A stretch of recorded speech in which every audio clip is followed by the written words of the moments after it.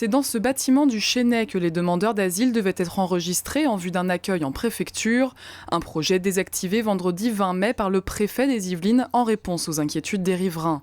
La plateforme d'accueil devait être située rue Laurent Godet à proximité d'une école, ce qui a provoqué l'incompréhension des parents d'élèves et de la mairie du Chesnay. Même si nous sommes tout à fait conscients qu'il est nécessaire de pouvoir instruire le dossier des migrants, ce lieu n'est pas du tout fait pour, dans une rue étroite du Chesnay et contigu à Versailles, puisque nous sommes en face à l'établissement de Saint-Jean-de-Béthune qui a plus de 4000 enfants qui sont là, avec peu de trottoirs. Donc un lieu tout à fait inadapté.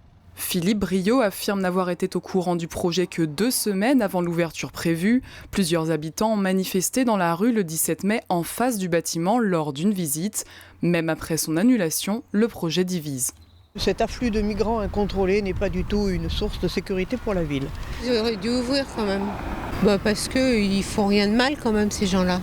C'était mieux qu'on trouve un autre endroit que de mettre ça près d'une école.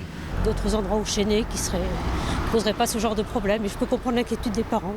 Le lieu aurait dû ouvrir la semaine du 23 mai et accueillir des demandeurs d'asile soudanais, tibétains et marocains, une 60aine par semaine, essentiellement des hommes âgés de 30 à 40 ans.